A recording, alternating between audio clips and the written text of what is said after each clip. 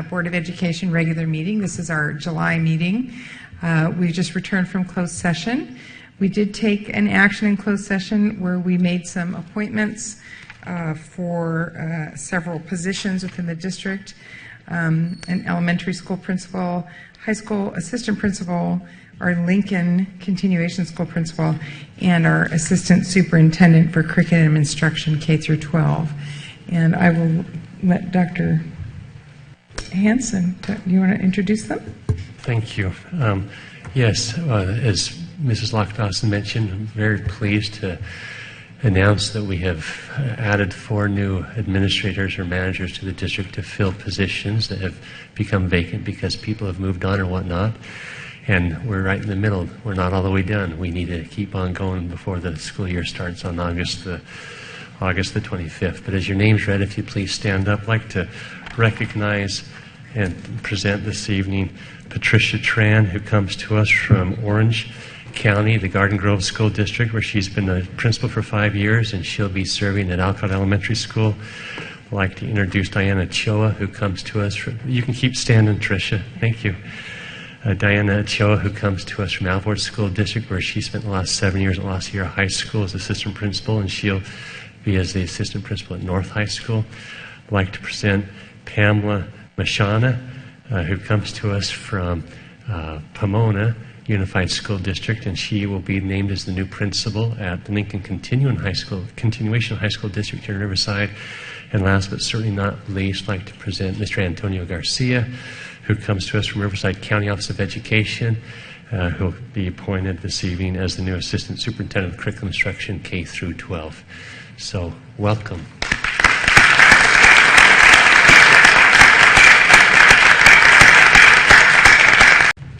Thank you. Ready? Begin. I pledge allegiance to the flag of the United States of America and to the republic for which it stands, one nation, under God, indivisible, with liberty and justice for all. Thank you.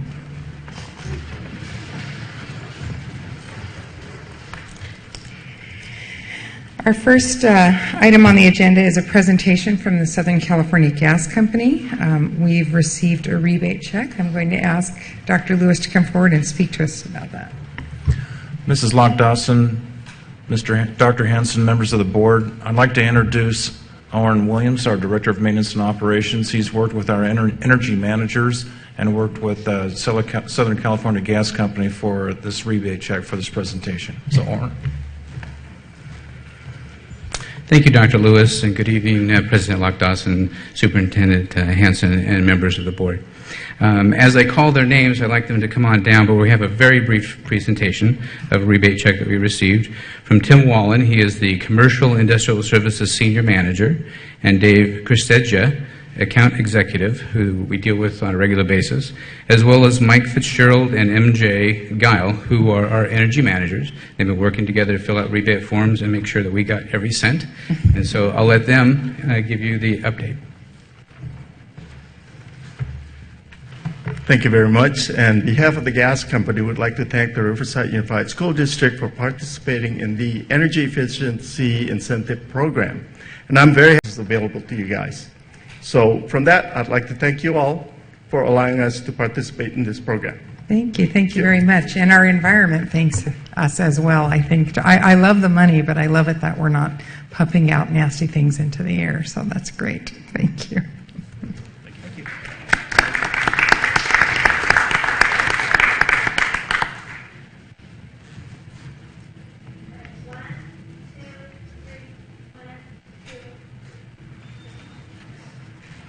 Thank you.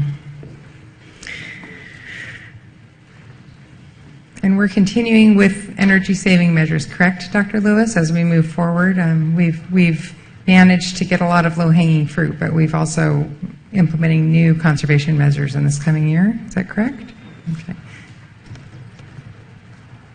Yes, in fact, this rebate directly is related to the athletic facilities master plan projects.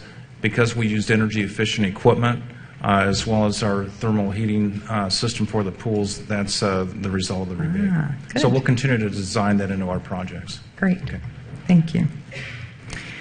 All right, next item on our agenda is our superintendent's report. Dr. Hanson? Thank you. And, I've been excited about this first school board meeting, but I can't tell you that I slept very well last night. Although I'm excited, my nerves, of course, being the first time as a superintendent in this district and come to the board, it's natural to be a little bit nervous, but it's good to be here with each of you, and it's great to be here with such a wonderful school board. As I transition in the first 90 days, I've communicated with the board that I'm going to see 90 people in 90 days. And I'm well underway. I counted up, and we're just under 20 right now. But I've had the privilege of meeting folks such as our mayor and the city manager and members of city council. I was at the mayor's educational roundtable and met the president of UCR, the president of Cal Baptist, the president of La Sierra, the president of RCC. And of course, I've spent time with our county superintendent, Mr. Ken Young, and just a variety of other folks throughout the city. And so as I continue to transition, I commit to the board, I will see those 90 people in 90 days. And along with that, I've had a chance to spend time going throughout the district. I spent time in publications and getting a tour of the warehouse, and spent time in nutritional services, and of course in the district office and things such as that. And so as I transition in, I'll continue to do those 90 people in 90 days. I just want to remind the board, we've talked about this, but one of the confidential support staff from the third floor will be contacting you soon as we schedule our 4 governance meetings this year with the members of the school board and myself. And we'll, again, space those out. We'll have 2 of them probably before Christmas break, and then 2 of them when we come back second semester. And so you can expect that email or that invite soon so that we can all get on the same calendar and schedule those board superintendent's governance meetings as we transition to the new leadership. And then also, again, welcome to all the new employees that we've hired. We have hired some great employees over the last few weeks, and we continue to do so. I want to express my thanks to Human Resources, the leadership of Susan Mills and her staff, as they are doing a Herculean job hiring both classified and certificate support staff. And so thank you to HR. And last but certainly not least, I'd like to invite to the microphone our new Assistant Superintendent, actually Chief Academic Officer, Lynn Carmody, to come up and give us a report on instructional services and instructional support, some of the things that are happening in that division. Mrs. Carmody. Thank you for letting me share on your behalf. At the English Language Arts and Math at the secondary level, we'll be putting out the units that we had talked about developing in the past. Same thing, 3 through 6th grade English Language Arts. So it's exciting work. They're going to be like mini conferences at different locations throughout the district, and we would hope that you would drop in and maybe see the successful staff development that's going to be taking place on those 2 days. Also, I wanted to mention that we received accreditation notice for 2 of our schools, EOC, and then also our Riverside STEM Academy. So that's positive, and congratulations to those schools. I wanted to let you know for Riverside STEM Academy, each year that we add a grade span. So this year we're going with the 10th grade, and then next year 11th, and then following year 12th. Then WAS comes back and just gives a nod on those years as well. So it's very well provided for as far as oversight. And that's it for this time. Thanks very much. Okay, thank you, Mrs. Carmody. And then last, this evening on our board agenda, we have several presentations. We're going to hear more about the STEM committee. We're going to hear about the innovation work that's happened at Central Middle School, and a couple other presentations. And I just want to thank all of those that have put in hours to prepare. No, it's not easy to come in and give a formal presentation like this, and we're truly grateful for the hours, your effort, and the clarity in which you have prepared to come this evening. And so we look forward to those presentations, and thank you. And that's my report. Thank you, Dr. Hanson. All right, we've come to the next item on our agenda is our public input, and this is for items that are not agendized. So any kind of public input on anything, but the only cards I've received here are for things that have been agendized, so we'll wait for that public input. Next, we've got our district employee group reports. Miss Sandy Page, is she here from PTA? I don't see her out there. Is anybody here from PTA that would like to give an update? Okay. All right. Then we will move on to our CSEA presentation. I see Mr. Rudd out there. I know he can come up and talk.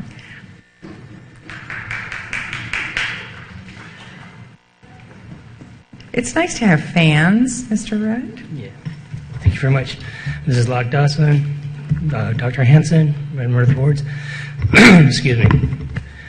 Next week is the CSEA 88th conference, and we have 14 delegates that were going to attend. We lost 2 of them in the last couple of weeks. One of them broke her arm, so she's not going to be able to attend. And our C-Pro, Bernie Holt, lost his brother last night, so he's not going to be able to attend.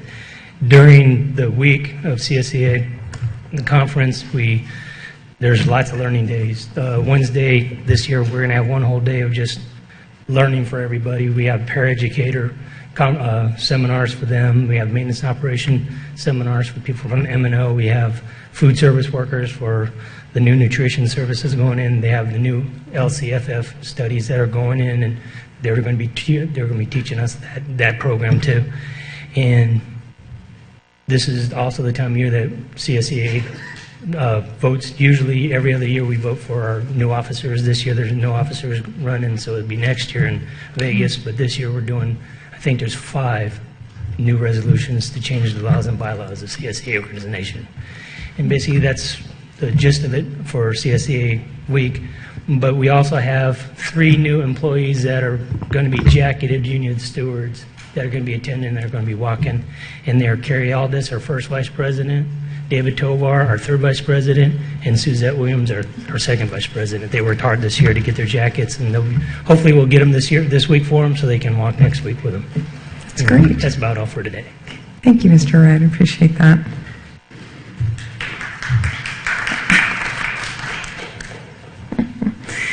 The next item on our agenda is our consent calendar. These are routine items that we take as a block in one vote. I would ask for a motion to approve. Mr. Lee? Can move for approval of the consent calendar with the exception of pulling item E3. Okay. If Dr. Hanson could talk a little bit about E3 and kind of explain. I'll second that. Okay, so we have a motion and a second to approve the consent calendar minus item E3. Please vote. All right, that motion carries. Dr. Hanson, can I ask you to give us a little brief overview of item E3, our employee agreements for the deputy and assistant superintendents? Yes, thank you, Mrs. Locke Dawson. Thank you, Mr. Lee. For the executive cabinet, the superintendent, the assistant superintendents, their employment agreements are on contracts. And those contracts go from anywhere from 1 year, 2 years, 3 years to 4 years being the most that anyone could receive. And so as the contracts come to an end this year, it's time to renew contracts for the deputy superintendent and the assistant superintendent. And when you look at contracts at this level in the past, you have usually a base salary that's reported publicly, and then you have usually some add-ons, if you will. Perhaps they might receive an additional stipend for a cell phone, or there might be a small stipend for travel, or there might be a small stipend to have the district help pay towards their retirement, the STIRS as they call it, or the PERS for the public employee. And in the news media over the last couple of years, you've seen city managers, very same thing for city officials, or you've seen superintendents who what's reported is that base salary, and then the public's surprised when you see all the tack-ons in it, and it seems really shocking. And so in the spirit of full disclosure, going forward, just the way as my contract was reported and the way these, the deputy superintendents can be reported, it is full compensation. So no longer will there necessarily be add-ons for cell phone, for travel, or for the employee benefits. The employees are going to be responsible to pay for them on their own. But what you'll see is the full compensation. Again, that's a full disclosure. So for just an example, let's say an employee received $100,000 for the base. I'm just saying that that's not the number. But then after the add-ons, it might be 120. And well, we're reporting now the full disclosure of the 120, not just the 100. And so that's the biggest difference in these contracts this evening, and what we will do have available for the public, because it's public information, is those contracts, all of our contracts, to include mine included, will be open and available for people to review, and things such as that on the internet. So again, it's under the spirit of full disclosure. There is no salary increase on any of these contracts that you see at all, and it's the employee's responsibility going forward to take care of all those other expenses that come in a contract. So that's what's different about the item this evening, Mr. New. So normally we take, I think Mr. Lee's point of pulling that item is normally we take these types of employee actions on consent, but this being such, one, we're changing how we do business with regard to transparency, but also that they're pretty essential and big positions that we're talking about. So my guess is, Mr. Lee, you're just interested in making sure we're okay with all of those and pulling those. So that's why we chose to pull those out. Mr. Hunt? That's one. A clarifying question on travel. Did we still pay for the employees per mile, don't we, if they... Well, great question. Thank you, Mr. Hunt. If it's the typical travel within the city doing that kind of work, no. The employee goes, that's part of the full disclosure. But if somebody needs to travel to a meeting in San Diego, then the board policy kicks in, and that's the same for all employees. And then, of course, there's mileage and reimbursement and those kind of things up to so many cents per mile.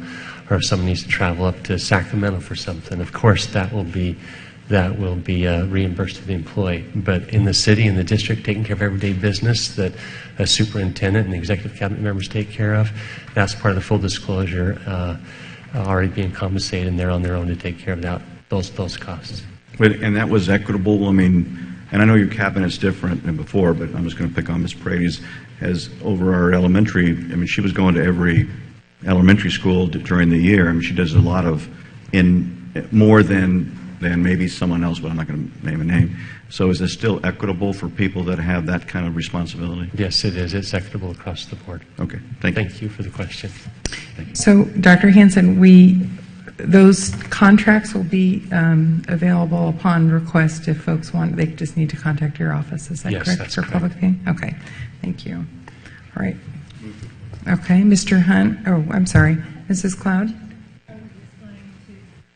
Move approval, so I'll second it. Okay, so we Thank have. you for the clarification of item E3.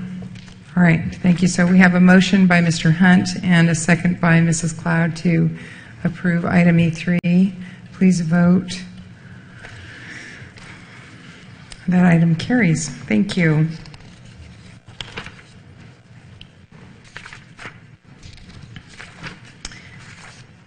Our next item is item F1. We've moved on to our report and discussion portion of the agenda.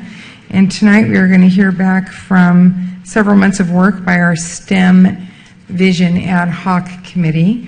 And I am going to assume that's you, Ms. Carmen Day, and her team to come forward and give us a report.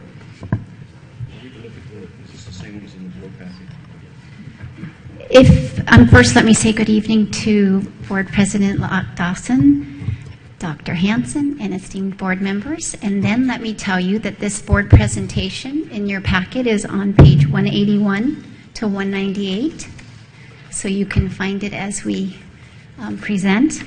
I wanted to let you know the Riverside STEM Academy has worked through this ad hoc committee to develop the vision, mission, directional statements. I'm sorry, I had a B right here that I just had to take care of. Really? A B, yes. A real V. That's what I'm doing. I Okay. apologize. I thought I was really engaging and you got excited. All right. Anyway, and then part of the presentation is going to be looking at the site visitations and then facility plans. Okay? The ad hoc committee was led by one of our board members, Mrs. Kathy Alvey, and it had a really esteemed group of representatives from university and colleges, the administration, leadership, as well as teachers and professors, our own district administration and teachers, parents, architects, and a STEM consultant as well. So if any of you in the audience participated, could you please stand up at this time? Don't be shy.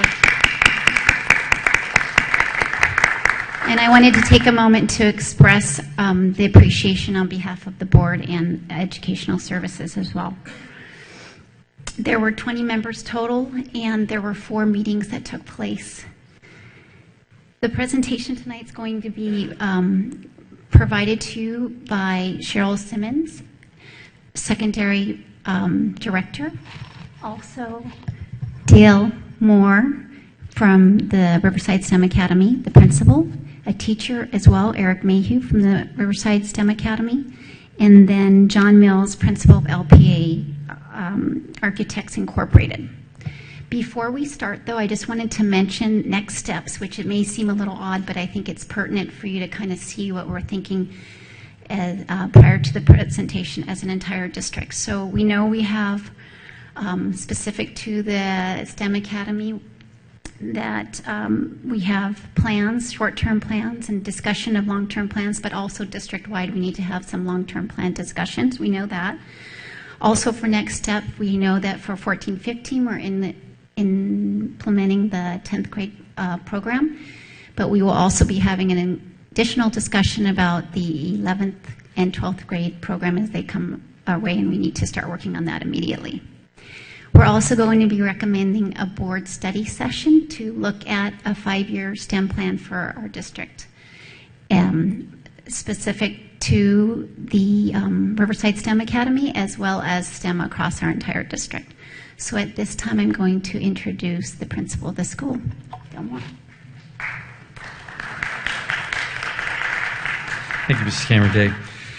Mrs. Locke Dawson, Dr. Hanson, and members of the board, just would like to talk a little bit more about the vision and mission specifically, but I would like to begin with expressing my appreciation to the committee members. Some are here, as mentioned today, this evening, for their valuable input as a participant of the Riverside STEM Academy Ad Hoc Committee as member. Your expertise and time has been much appreciated. I also want to acknowledge and express my gratitude to Mrs. Alavie. For organizing and leading this committee. Your efforts have been highly valued by both me and the RSA staff. You kept the 4 meetings focused, leading the committee to a productive conclusion. The ad hoc committee supported the school's goals in focusing our vision and mission along with moving forward on the school facility needs. We are excited to move forward and continue to develop the high school STEM program and the school facilities planning. The first meeting, we were dedicated to the vision and mission of the school. The committee discussion allowed us to revisit our school's vision and mission statement since we started 3 years ago, and was very helpful.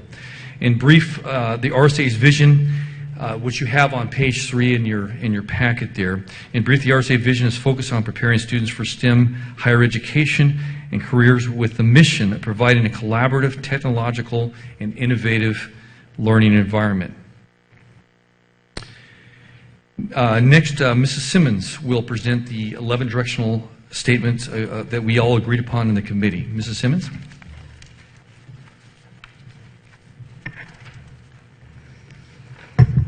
Don't worry, I'm not going to talk about all this stuff. Those are the 4 presentations that we're about to make. There was the vision. Okay. Good evening, Ms. Locke Dawson, Dr. Hanson, members of the board. I'm going to share with you the 11 directional statements that were developed by our STEM ad hoc committee members. These are consensus statements, and their intent is to help us guide as we go through with the vision with the Riverside STEM Academy. The first 4, you'll notice that there are several that are related to us having students in grades 5 through 12. So the idea here is to have a vision and a mission statement that is related to all of the grades. You'll also note that number 3 is talking about the school being located by a school of higher ed, so whether it be a university or a college. So these are the first 4 of the consensus statements from our committee. Our next slide here, you'll see 5 through 8. Number 5, we want our school to be small. How we define small was it to be approximately 800 total. So with students in eventually 5 through 12, the idea is to have 2 or 3 classes of students per grade. So approximately 70 to 105 students for a grand total of 800. So that was our committee's consensus on what we meant by small. I'd also like to point out number 8. One of the things that was very important, especially beginning the high school piece, was for us to make sure that the 15 courses that are required as a minimum entrance for Cal States and University of California be present at the STEM school.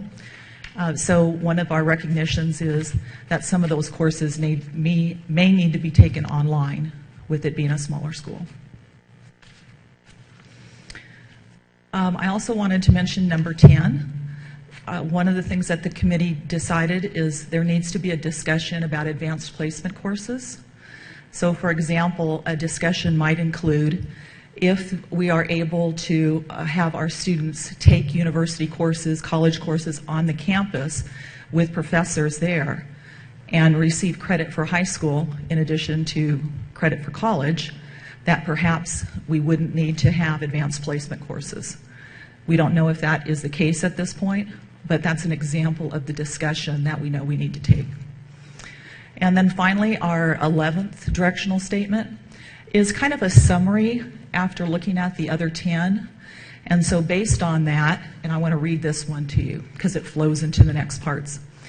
We will grow our campus at the Mount Vernon site with portables and improvements. We will ask that a new STEM school be placed on the list for the next general obligation facilities bond.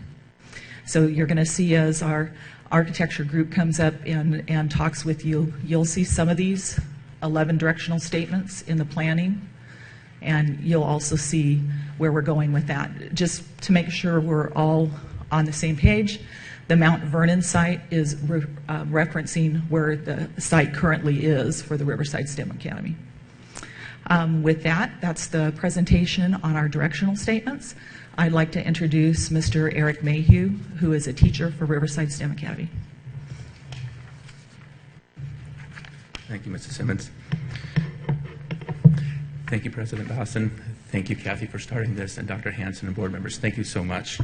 I had the opportunity to be part of this ad hoc committee, and we took a study tour and went out and looked at some schools in Cleveland and also up in the Bay Area. And I wanted to give you just my takeaways that I got from that. We were able to go to Akron and Cleveland and see some of the innovations that they had going on up there. And I think innovation is really the name of the game. And so I'd like to talk to you about some of the things that I think we as a district can have, but also things that we'd like to put into the STEM Academy from what we saw out there. The first one was the actual physical plant, which they had flexible spacing going on. So they had walls that could be broken down. They had walls that you could change different classrooms and have multiple classrooms built together and have more interaction between different teachers and collaboration. Another key element that was there for all of these was partnerships. There were partnerships that happened between the district, the school, the city management, and also businesses and higher education. And those partnerships were deep and ingrained, and I think that's something that we could leverage here as well. Also, every single school was focused not only on content, but 21st century skills and 21st century learning. And that's something that I have a passion for our school as well. And I think that we can take some of the ideas that we have and bring those in to not only worry about Common Core and worry about content that we have, but also making sure that our students are ready to go not only for college, but also for post-secondary and be able to be productive members in our society. So talking about the flexible spaces and the different things that we might have, I'm going to introduce John Mills to you. He is the principal of LPA Integrated Design.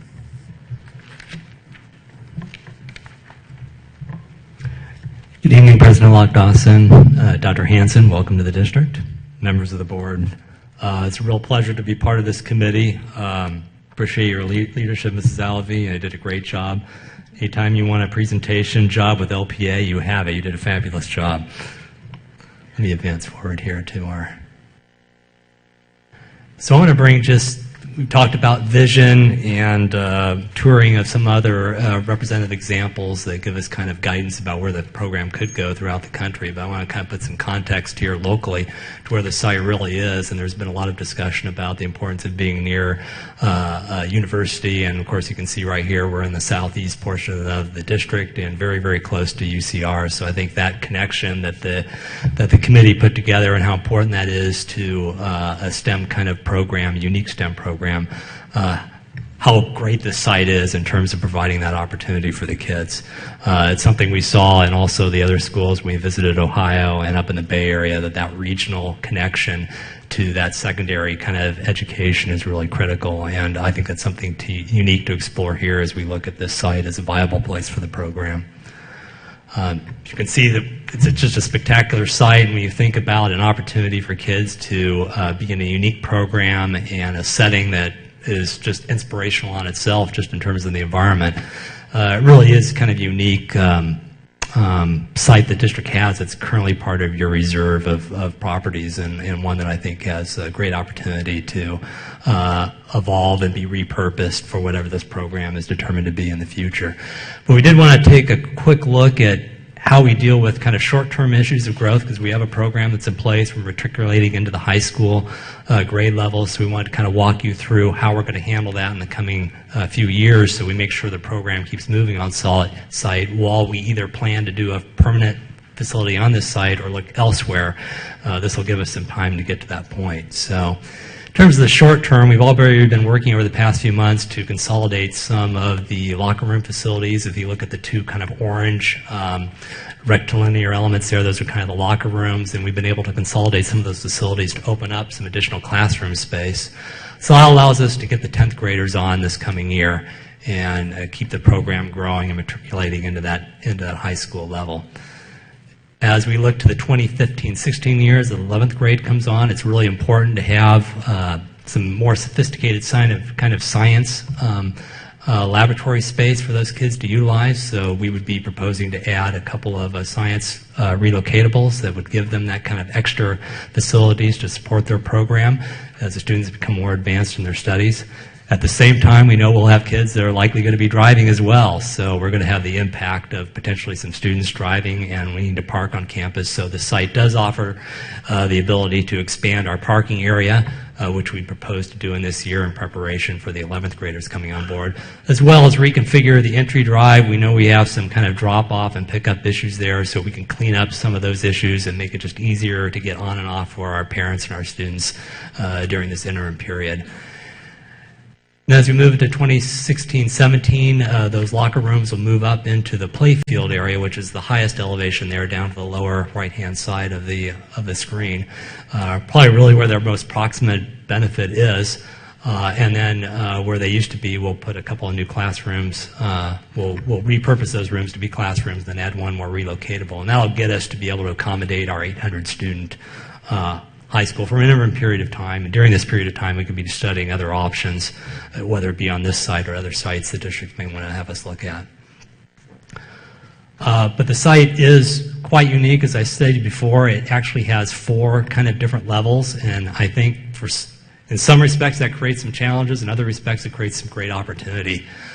Certainly as we think about programs where we have middle school and high school students together on the same campus, we're always looking for that separation of those students for a period of time, and I think the elevation change kind of creates a natural kind of ability to deal with that.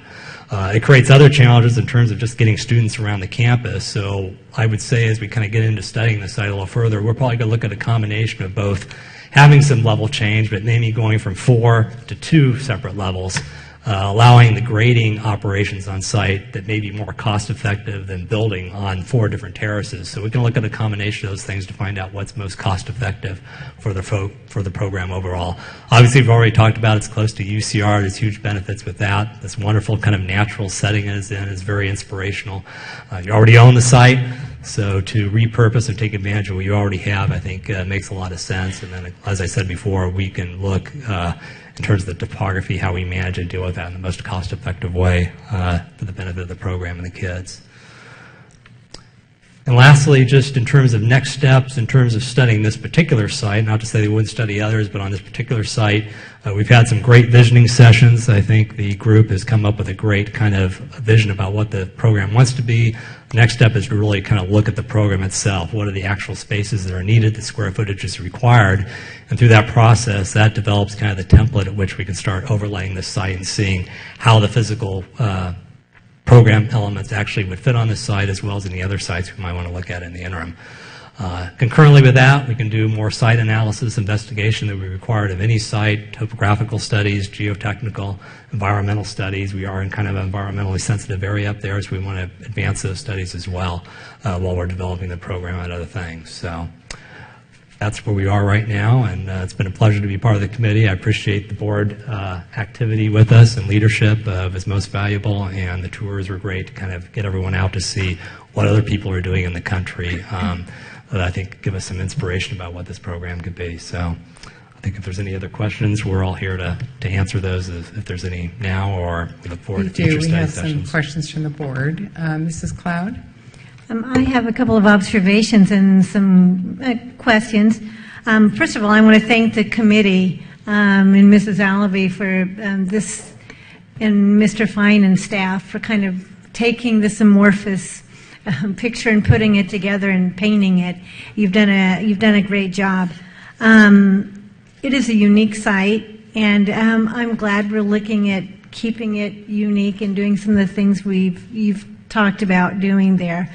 I also, I have a couple of questions. One is, there's a big traffic. I've heard from neighbors out there. We all have traffic situations at our schools, but that's a particularly thorny one there.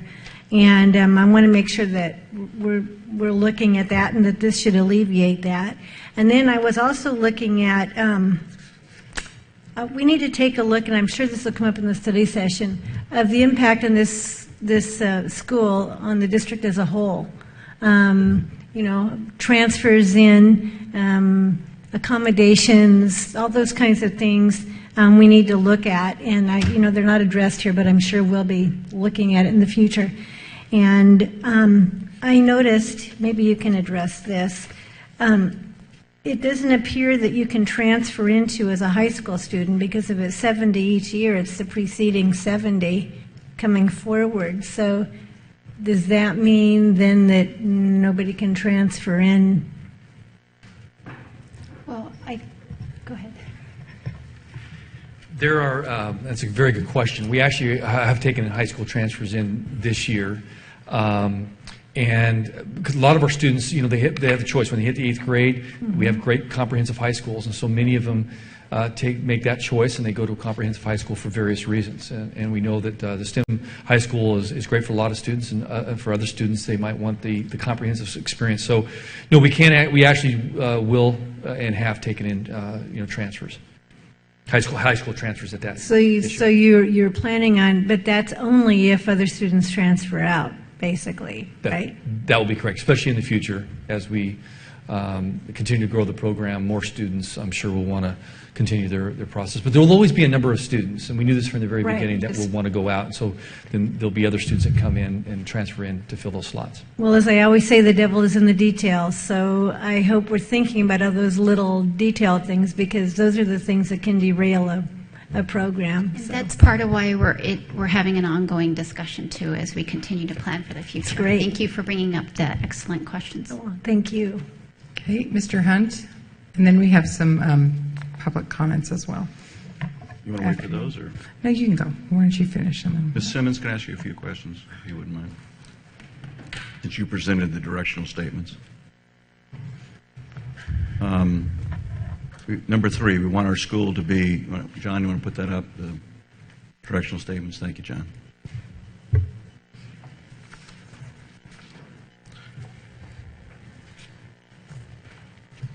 And there you go. All right. We want our school to be located close to a school of higher education. And obviously you are located close, but what assurances can you give the board that UCR, it's the institution, not the parents, but UCR, the institution, is going to be cooperative with us. And I have to share with you in a meeting that Mrs. Locke Dawson and I had with Chancellor Wilcox, that's not the impression I left with, that he was interested in having young people on his campus that aren't college students. We have an ongoing dialogue with UCR. We did have representatives on the committee that were from UC Riverside, and so we even started conversations there about some things that might be possibilities in the future. I do know that UCR, as well as all the UC systems, have recently had some reservations about having high school students on their campus. There was a very unfortunate situation that occurred, not at UCR, but that had to do with a high school student in a lab facility at a university that was gravely injured. And so it's caused some reservations on the part of UC administration about having high school students. But they haven't completely closed the door. They are just going slowly with that and thinking through that and making sure that they're adjusting and doing everything to make sure it's safe. But I wouldn't say the door is closed. I'd say it's partially open with the whole UC system looking at that particular issue. Mr. Hunt, if I might Yes, add, sir, please. also just to piggyback on what Mrs. Simmons said, I met last, actually, week and a half ago with Dr. Pam Clute. Of course, UCR and discussions go bigger than Dr. Pam Clute, but the interest and the support there from Dr. Clute wanting to partner with our district in the sciences and the technology and the engineering and math. And so the doors have been opened up to sit down and have the discussions, working with those that we have relationships that we know with, of course, like Dr. Clute, and then seeing how UCR and our kids can come together, or our district come together, to create just a phenomenal science experience, engineering experience at this school. So those discussions have started, and we'll make them more formal as we go. All right. Well, I would like to see, I think the board needs to see that there is some beginnings of a memorandum of understanding with UCR. If one of the reasons we're putting it here, and part of it is, John, would you put up the map I asked you to do? Is the point where, yeah, that's where the proposed STEM school is. Unfortunately, I represent way down here at the bottom area. I mean, and we're in trustee areas now. So if I have a student in the Arlington area, over by Van Buren and Magnolia, or way up at Lake Matthews, and he or she is in the 5th, 6th grade, my parent has to really, I mean, that's quite a trip, particularly if they're a working parent, to get over to STEM. I obviously would, and I know we're limited, but this isn't a chalkboard, but why wasn't RCC and Central considered, which is more centrally located and easier for my constituents to have access to? I mean, it's just a question that hangs out there. Mr. Hunt, I think, I'm sorry to interrupt, but Mrs. Alavi did look at those Yes. with architects. I'd be glad to have Mrs. Alavi. Can she, Yeah. can I just have her I'll address that? I'll just speak to that particular point right now, is that we did. We hired a STEM consultant, Victoria Bergsegel, and she came down and we had an exhaustive couple of days going to all of our different facilities. Her educated feeling was that it would be twice as expensive to take, say, a Central, move students from Central, or add additional students to Central in any kind of configuration than it would be to stay at the STEM site that we currently have. Mm-hmm. It's not ideal either. There's issues everywhere, right? I think that the cooperative nature with UCR we can get better. I think that what we have at UCR right now is, as Mr. Moore will tell you, is that individual faculty have been very supportive, and I have a feeling we can build on that, as we go on. They have been able to sort of convince their different departments to be supportive. So I feel like we can build on that. I know you had a negative experience talking to the chancellor. It wasn't negative. It was just, in fact, I appreciate his forthrightness. Yeah, but he was new, and maybe this can grow, especially with some trust, as Dr. Hansen is so good at pointing out. So I don't know. I feel that we did evaluate every single site that was brought up to us. We even visited some sites that weren't suggested to us with great depth. And the retrofit of certain older sites would be extreme. And when you're looking at a quick adaptation of 10th, 11th, 12th, it just didn't fit. All right. Well, let me just ask you a few more questions then. Dr. Clute and my sister were cheerleaders together at Moreno Valley High School, so I've known Dr. Clute since I've had a crush on her for most of my life, in fact. And she and her husband are good friends of ours.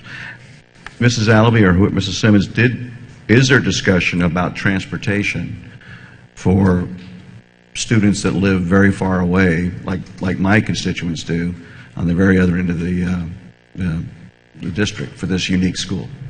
It wasn't something that was under the purview of the STEM Vision Ad Hoc Committee, but I know that's something that we'll be discussing and bringing forward when we do our study session for you. Thank you, ma'am. And the parking lot, I want to ask you about that. I mean, as this grows, I mean, obviously we don't have a lot of sites, and Riverside's pretty built out. But will this parking lot be able to accommodate, if you have 70 seniors and 70 juniors, and half of them drive, that's 70 stalls plus you have faculty. I didn't count, but didn't like that many stalls there. Yes, Mr. Hunt, the interim plan is to expand the parking lot. We'll get a feel for how many students will actually drive by that point.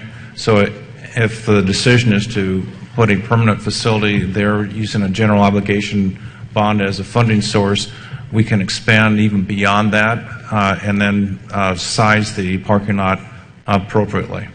Okay, well, and it sounds like thank you, Dr. Lewis. Sounds like a converse question, but Ms. Simmons, number 5, we want our school to be small. Is that being driven by the site you're No, actually, have, it's or? being driven by research on highly effective schools. And the research tells us that 800 is a size that seems to produce the highest performance of academics for students. Good. And so that's why we are gearing ourselves towards that number. All right. Ms. Carmen-Day, you mentioned something about, I think you did, about STEM philosophy across the district. Can you expand on that a little bit? It's something that we actually have to work on together and expand together collaboratively. And I think that it's pretty exciting. We do have the Riverside STEM Academy, the location, and you mentioned your constituents are further away, but that's part of why we have to have a 5-year plan for our district as a whole, because as a parent, I may make the choice to make the drive, or I may make the choice to provide that same opportunity or similar high-quality STEM-related education in a partnership academy at a high school or in Project Lead the Way at one of our middle schools, anything like that. So the idea is the 5-year plan provides a high-quality program that every single one of our students can access. One of their options may be the Riverside STEM Academy. And you may, with respect to your time with us so far, but you may not know this, but and maybe Mr. Fine is the lottery that we have, how many applicants do we have versus how many seats I mean, percentage-wise, are we able to take care of 99% or 50%? Or I guess Dale or Mike. Sorry, Mike, Well, the percentage-wise, I don't know. There are 400 students on the waiting list. That's how many? 400. 400. And that's in grades 5 through 12. There's about well over 100 in the 6th grade waiting list. So, yeah, we're not able to accommodate every student that wants to be there. But that's programs like this. It's common to have a waiting list. It's your fault. You built a good school. So we have to find a way. Yogi Berra once asked about a restaurant in New York, and he said, "Oh, nobody goes there anymore. It's too crowded." And I think we have to find a way to what Trustee Cloud was just talking about.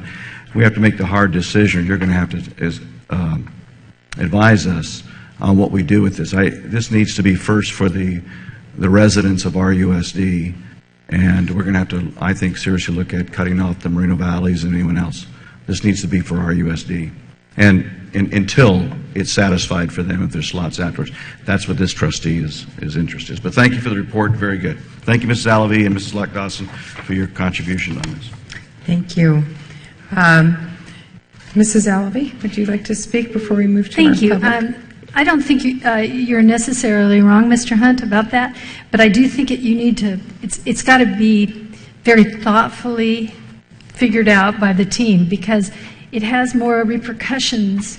My last comment? Yes, yes, as far as changing the composition of students and doing away with our choice program. It has a lot of repercussions that, as we got into it a little more, we realized would have repercussions in a lot of other ways. So I'm just saying, we just need them to work it through. Not necessarily wrong sounds nice, too. I appreciate that. You're so sweet. You're welcome. Thank you. Okay, we have a number of comments from the audience. Betty Rowe, can you please come forward, please? And I'd like to remind you that you have 3 minutes. Thank you. Good evening, Madam President and Superintendent and board members. And I was told that if I go short, I can add a minute or two on to my partner. My name is Betty Rowe, and I represent many families at Riverside STEM Academy. And I want to thank you so much for supporting such a wonderful, wonderful school. We just love it. And Dr. Moore. We want to encourage the board to consider the long-term plans at STEM to be a green environment, and especially a model school for other districts to come and see. Because Riverside is a model city, and it's won many awards, so let's hope that you will continue along this course. And I'd like to introduce Mike Schmidt from American Modular Systems and an informative short video. Thank you, Betty. Members of the board, thank you very much. What I would like to do tonight is tell you a little bit about my relationship with the parents group from Riverside STEM Academy. They have kind of brought me in and consulted with me regarding, and here's a video. It's not starting yet. Essentially to look at alternatives for portables and sustainable ways to help green up the district and maybe get you some more of those giant rebate checks. So we can go ahead and start the video. This is probably the best way to understand what we do.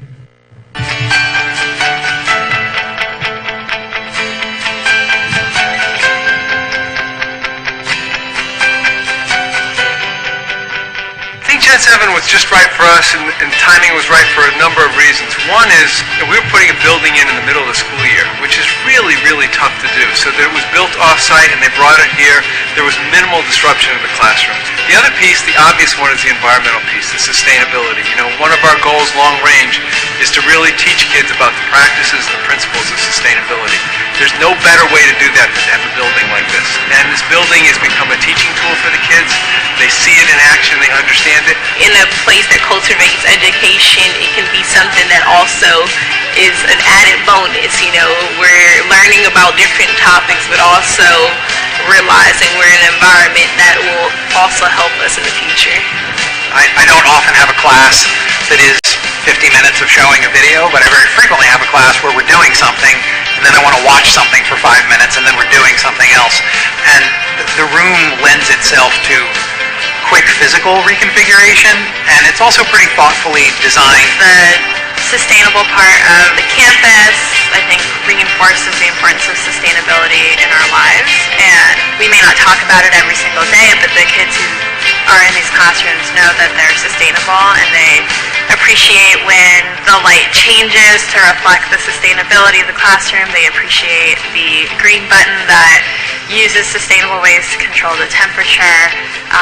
They understand why the classroom is built the way it is, and they enjoy it. When you walk into these classrooms, it's a clean feeling. You know, you're just in there to learn. There's whiteboards all around you, and big windows on each side, and it just makes you thankful that you're able to learn in a classroom that's so environmentally friendly, while also it's a really nice environment. I can't say enough about the team that we've worked with.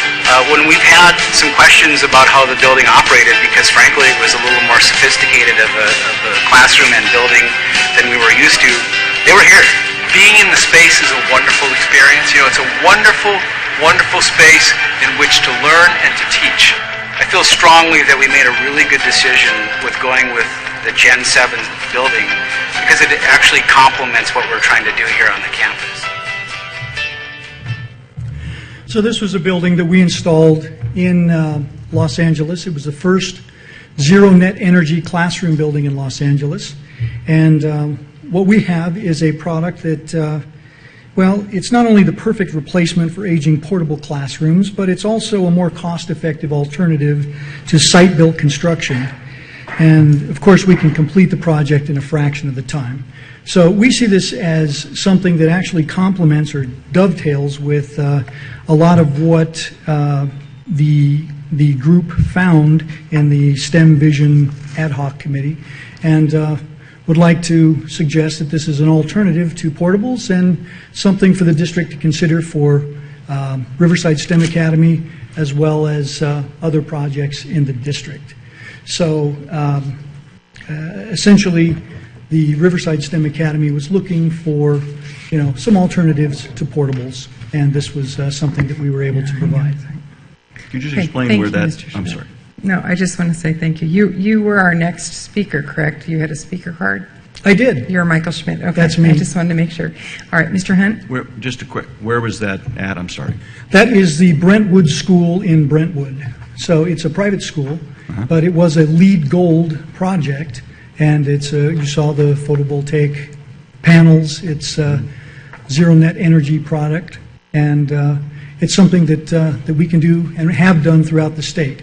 That video was recently shot, but the project was done 3 years ago. Since that time, we've got over 24 projects throughout the state, and we've got 3 new ones here in Southern California.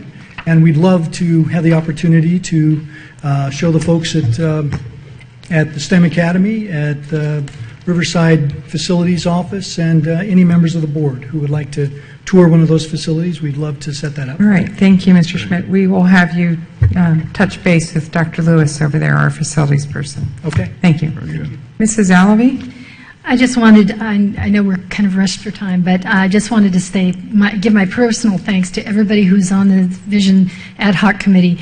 These were wonderful people to work with. They were very committed to STEM school, very committed to the idea of a quality education that is unique for the district. And I think it behooves us to look at other ways we could add these kinds of programs to other areas of the district.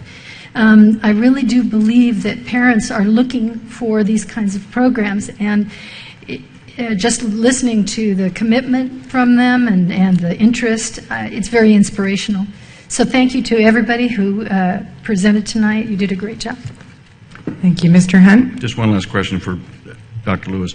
I don't remember, but is that upper part of the campus, it's got to be, I know there's an elevator, but is it ADA accessible?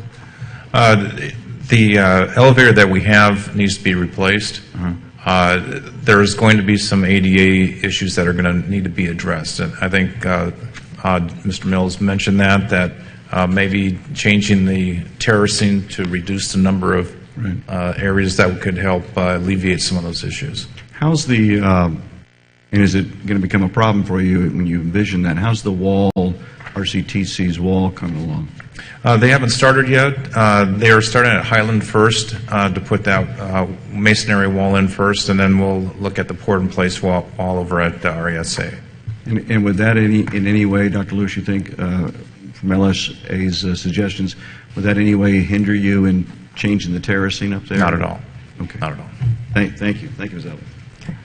Thank you. All right. Anything else for the good of the order? Team, we done?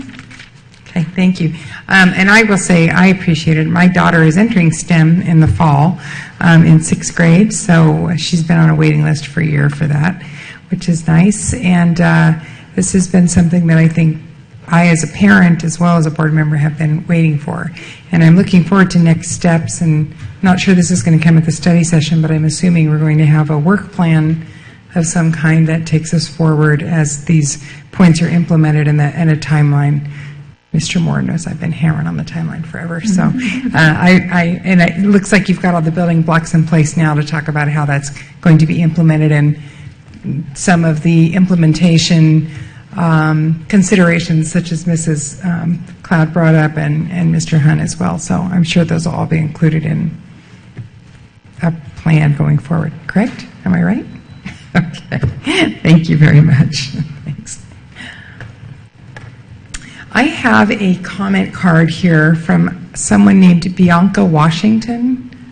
Ms. Washington, were you going to speak on STEM? This came in after our public comments, so this was something separate from, okay. With the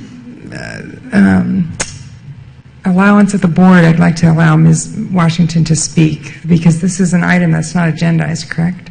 It's Common Core? Yeah. Can we let Ms. Washington speak for a few moments, since she came in after the public comment period? Sure. Ms. Washington, you come on forward and talk to us about, it says here your concerns are on Common Core, which is not agendized, but we'd love to hear what your comments are. So you're limited to 3 minutes, please. Okay. Thank you. Thank you for having me and giving me this opportunity.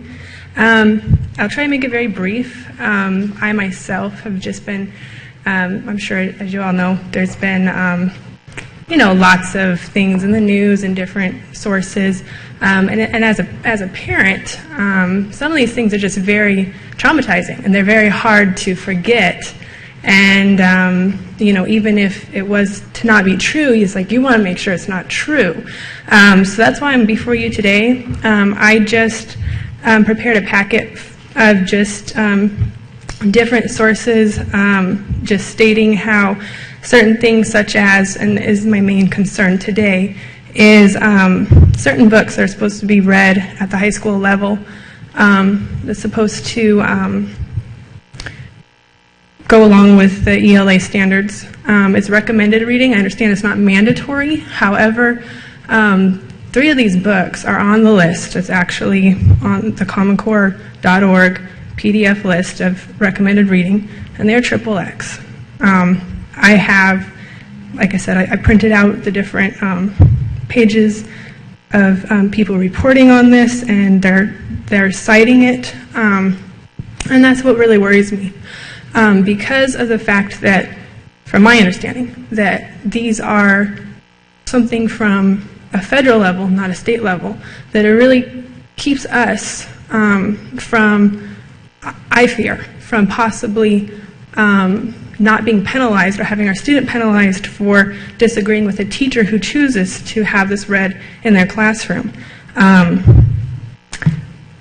just really appalled. That's just really it. And like I said, there's just not much for me to say. I had also included a few math questions.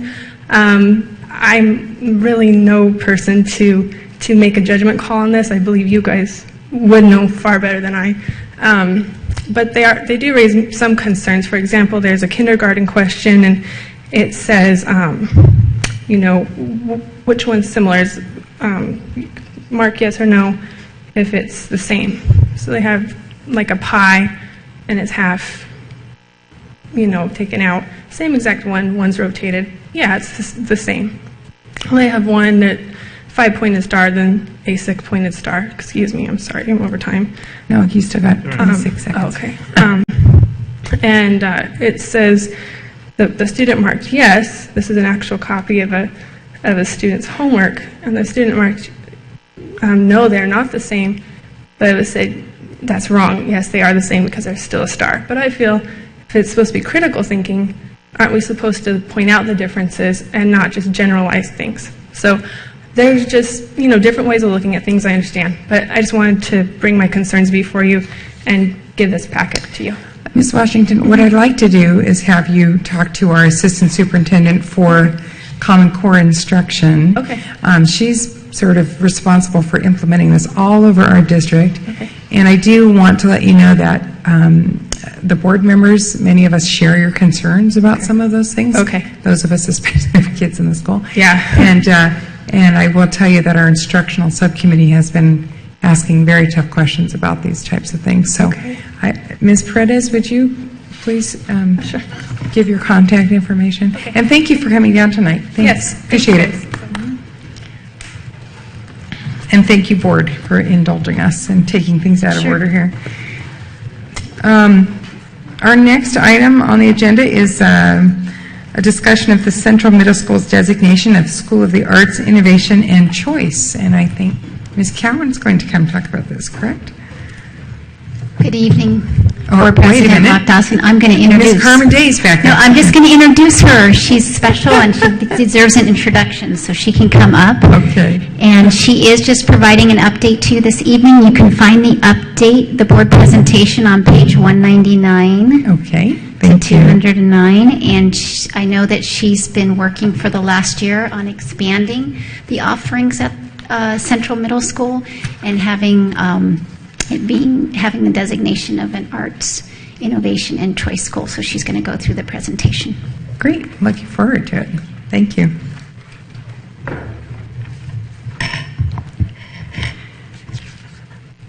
Good evening, Madam President, Patricia Locke Dawson, Superintendent Dr. David Hanson, and members of the school board.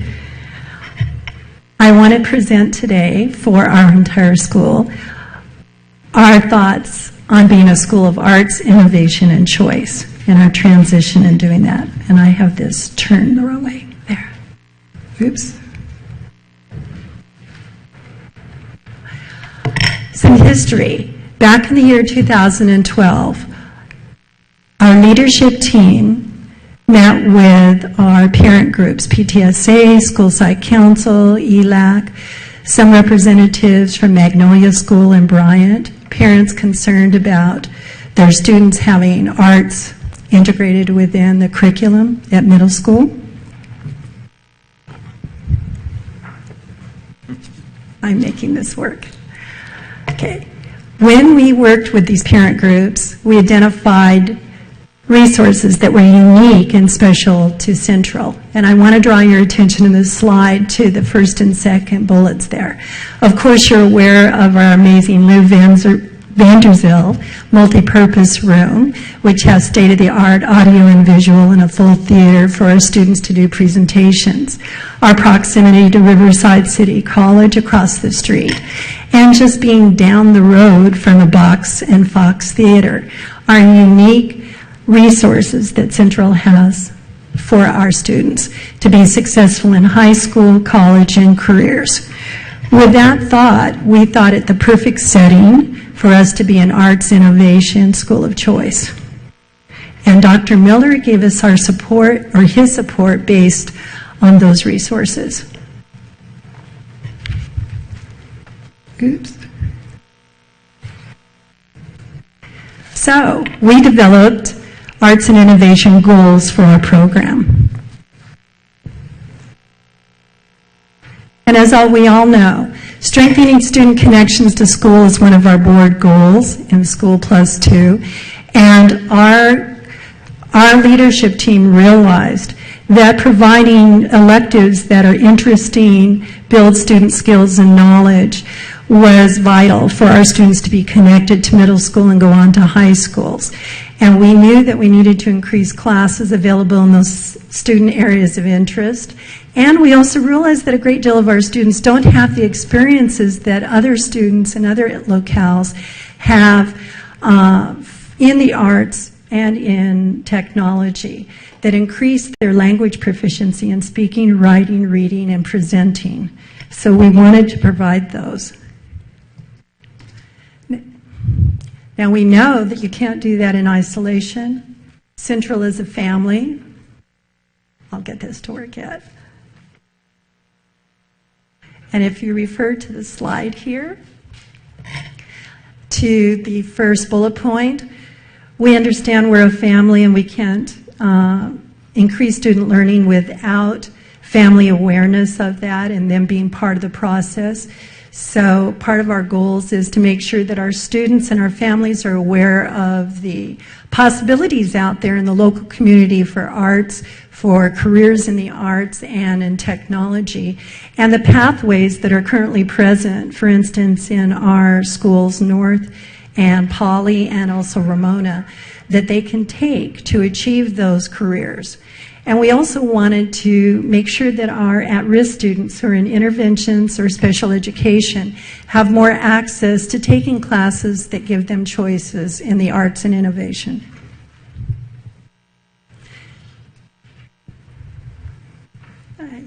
There we go.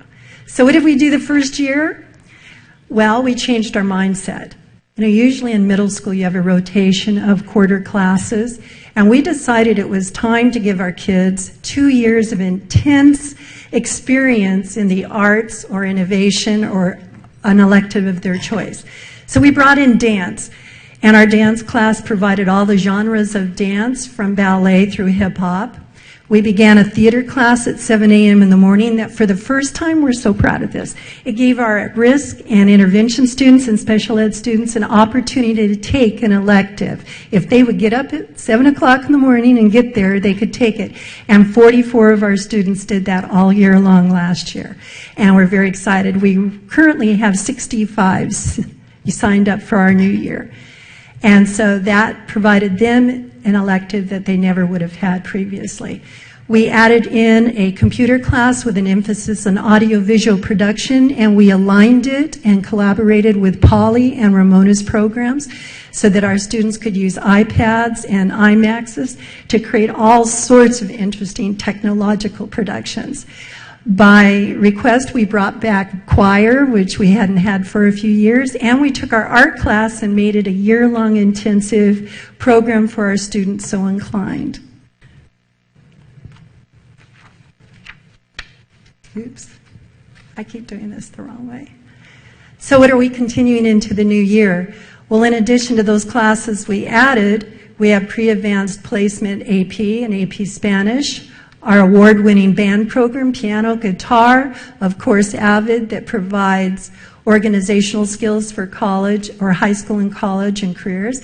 And we're very excited this next year by student request. We're adding a PE elective, Loving Physical Movement, where they're going to play games and move their bodies along with PE standards to learn how to be physically fit and active for a lifetime. And they chose it. Okay, what did we do last year in terms of exposing our students to the arts? As you can see here, there's quite a few activities that we added in and that we will continue to do next year. I'm very proud of the first bullet point, Central Presents in our showcase. Sometimes we underestimate our students.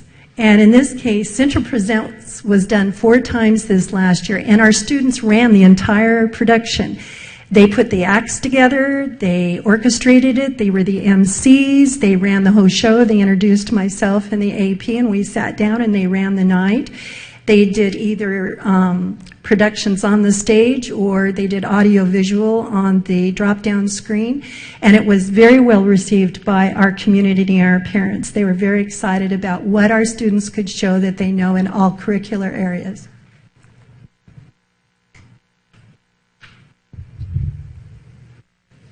There we go. Now, what are we doing in terms of innovations at Central? Well, we're very proud we're entering our 5th year as a one-to-one device school in partnership with School to Home. Our pre-AP and AP Spanish is unique in the district, and I'm very proud to state 16 of our 24 AP Spanish students passed the rigorous AP exam and will get credit in high school and college as they enter it. So we're very proud. Those are 8th graders who all passed that exam. Yeah, we're very, very proud. I'm very excited about that. And I also want to bring your attention to the bullet point, second from the bottom, our RTI math pilot. This last year, we tried some blended learning in that we pulled students who were 2 to 3 years below grade level in mathematics and had them work intensively with a teacher out of PE. And Angie Madure, one of our PE teachers, worked a blended model so that those students could do their PE work on haiku at home before and after school and still get their credits for physical education while they were improving their levels of proficiency in mathematics. So what are we doing into the future? Well, thanks to the generosity of the school board and our community, we have LCAP funds that are going to support by student choice an additional art and audio visual production class. Our new band teacher, Mrs. Olson, has agreed to become our liaison with the arts and innovation in our community, with RCC and the theaters and our local high schools, so that we are out there and we're creating even stronger pathways for our students to continue their interests. We're bringing together an advisory council of parents, students, and staff for refinement of our program. Now that we've had it in place for a year, well, we need to know where it needs to go. What do we need to change? What do we need to add, subtract? What are the parents' feelings, the students' feelings? So continual refinement. And of course, we're going to search out grant monies to support our program. And we're so excited that MBC for Community Growth just gave us a $5,000 donation for our Arts and Innovation and Choice program. So we're very excited about that. So, in ending, our Central family is working hard to construct a school environment that fosters the arts, sparks innovation, integrates technology into instruction, and provides our students a myriad of choices in learning. So we are Central, a school of arts, innovation, and choice. Thank you for your support. Any questions? Thank you. We do have a couple questions. Mrs. Cloud? Well, I have a comment just to let my fellow board members know, and Mr. Lee knows, this did come before the instruction subcommittee, so we had kind of a heads up. I think I asked you then, and Mr. Hunt reminded me, you know, Bryant is the School of Arts and Innovation. Have you made connections there? Because my concern is they have a great music and art program where they actually have explicit art instruction from a classified employee, and if you don't connect with them, those kids who are, a lot of them on transfers, they will go back to their home school. So I would say that is a wealth of student population for Central to connect to. That's a great idea. I'll pursue that. Thank you. Thank you. Mr. Hunt? I was going to ask what the age limit is to go back to middle school, because I'm sure Mrs. Alavi's thinking about it right now. And really nice report, Ms. McGowan. Thank you. And I'm sure I speak for all of us. Thank that teacher, whoever he or she is, that does the 7 o'clock class for those kids, that they would, because they have to get there even earlier than that. So I think that's wonderful. Well, that's Mr. Marker Morris from Poly. He comes at 7 a.m., does 50 minutes for us, hops in his car, drives over to Poly, and does a full day there and a full night of theater production because his heart's in it. So I'm very thankful for. Does that go against the contract, Tim, or are we okay on that? Is that all right? No, I know that. Thank you so much. Okay, Very impressive. Thank you. Thank you very much. Don't go anywhere. Hold on. Mrs. Alavi? Yeah, I just wanted to add my extra thanks for this because obviously you know this is close to my heart, but I think you've done a really good job of expanding it into the technology part, which I really like because I know that the jobs out there for technology, I have many friends of my daughters who are making wonderful careers out of doing art tech, lighting, sound equipment, things like this. And if they know that those are legitimate, high-paying jobs, I think they'll be very intrigued. So I love that part of it. So there's also a great deal of grants that go ungiven or not given because students don't apply in those areas for like set direction and innovative computer lighting and things for the theater. Right, and I want to urge you to connect to the Fox Theater Foundation because they have money to coordinate educational things. So great, connect with them. Thank you. Thanks, Mr. Hunt. I wanted to ask you. I assume with your relationship with RCC, which is great, that eventually you'll connect with the School of the Arts down the street from you and. Oh yes, we're very excited about that. That's why we're going to have Mrs. Olson she's going to spend time every single week bridging these communications, meeting with these people. And we've already started with RCC and they've brought over their traveling troupe for us and we've been in contact with them about their computer technology and their arts and dance programs. So we're very excited. A lot of our students, as they go through high school, do go to RCC. So it's like it's a vision for them. They see all of them walking along our school and going to school every day. It's a great model. Good. Very good. Thank you. Good to know. Thank you. Thank you. Next item on our agenda is Mr. Fine, I believe, is going to talk about our, we've got an MOU between our Teachers Association and the district. Thank you. Good evening, Mrs. Lock-Dawson, Dr. Hanson, and members of the board. The item that's before you is disclosure of a tentative agreement and memorandum of understanding between the district and the Riverside City Teachers Association. This is a follow-up to the tentative agreement that you approved several months ago with respect to adding 15 minutes per day for our employees that work under the bargaining unit agreement with RCTA. 15 minutes this year, 15 minutes next year. It's very simple memorandum of understanding to clearly define the definition of sick leave by way of hours. So as they transition from 7.5 to 8 hours, there may, at different points, could be some confusion over that. This clearly defines a day of sick leave as 7.5 hours. There is no financial impact, which is why the disclosure is only the single page and not the normal 12-page package behind it, as there's no financial impact. Disclosure only. With your consent, we'll bring this back for your actual approval on the consent calendar at your next meeting. Thank you, Mr. Fine. So no actions required tonight, and next time we will. All right, thank you. All right, next item. We're moving on to the action item portion of our agenda.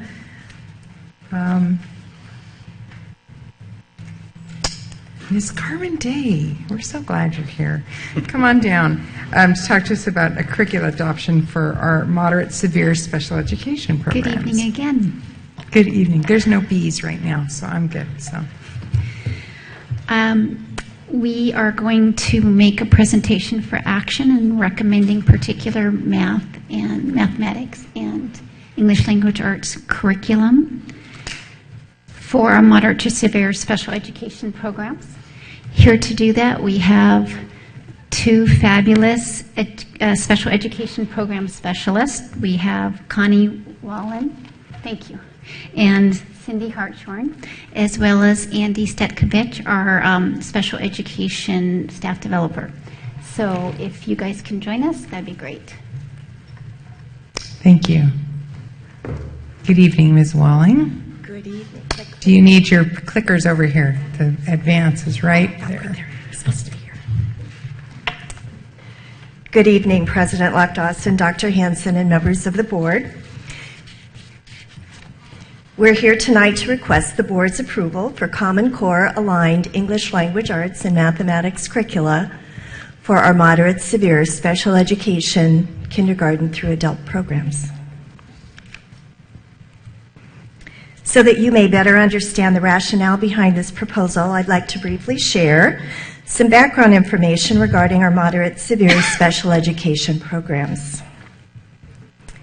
Individualized education plan teams place students into moderate severe life skills programs when it's deemed that a student can better benefit from a functional life skills program rather than general education.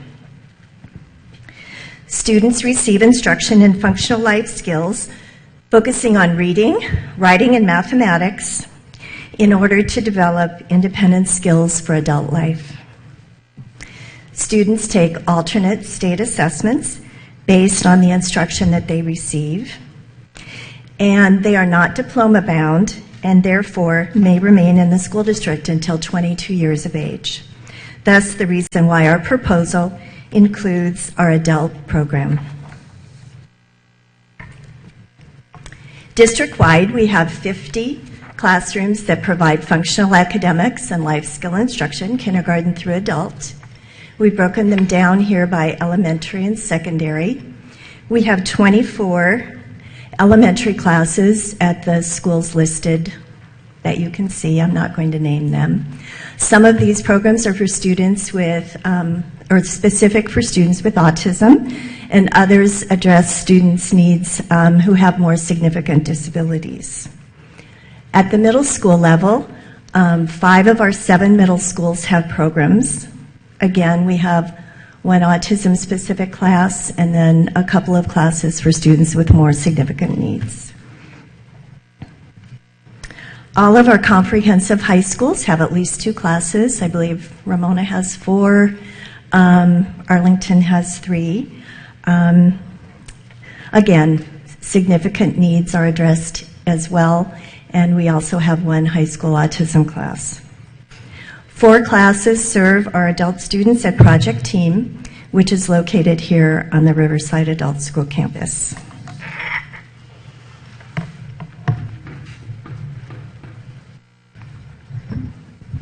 In previous years, moderate to severe programs relied on curricula guides that were linked to the state standards, and they were supplemented with academic materials for their direct instruction. The guides provided a framework for instruction, but it lacked research-based instructional curricula for a rigorous sequential program. Until recently, few programs had been researched and developed specifically for our students with moderate to severe disabilities.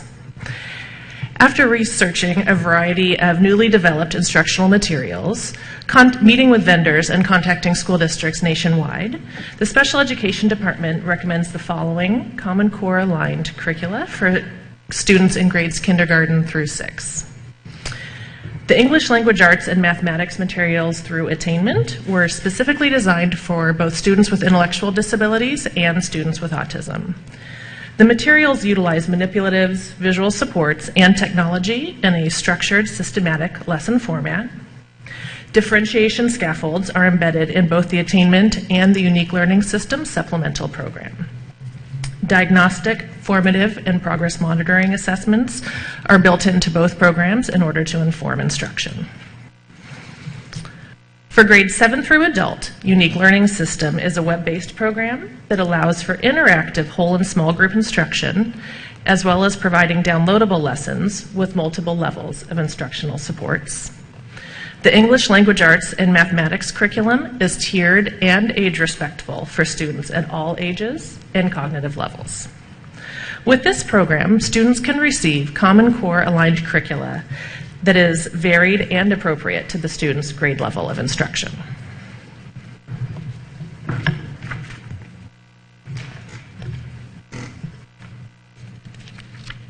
To summarize, when we take a look at the curricula that we're recommending, we wanted to make sure that we had a Common Core aligned curricula for those students who are in alternative programs.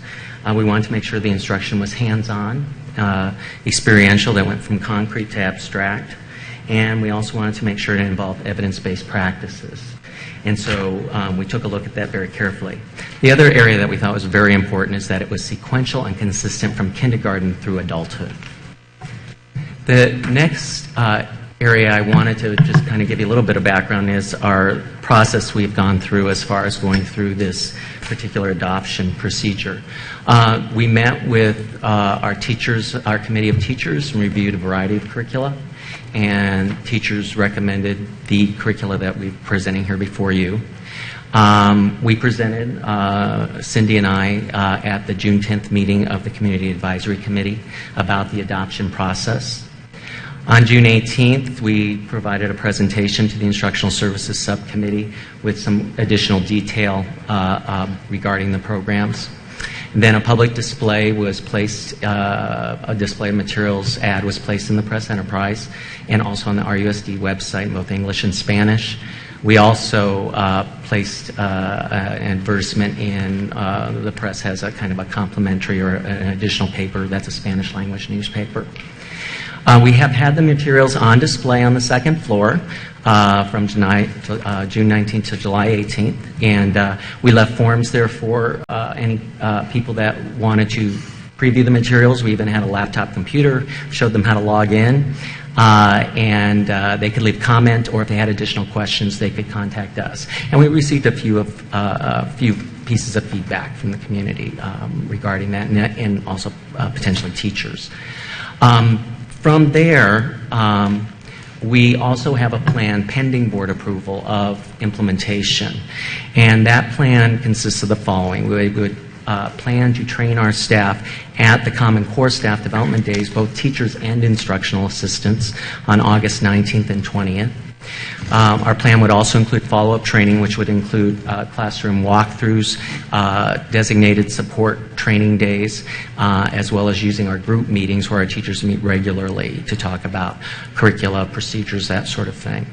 I've worked through our program specialists to be on, I think it is the first meeting of the year or the second meeting of the year on the Community Advisory Committee to give them a full overview pending board approval of the new curricula, which happens to be September 11, 2014. And then part of this also would involve making sure that our teachers at back-to-school nights would actually deliver the new curricula and share with parents the new curricula at back-to-school nights, so parents, community members could see the materials up close in the classroom where their kids are, which to me is really exciting. Also, with the use of technology, there are technological aspects to the both programs that we're looking at. So we would also have available online resources that are part of that program.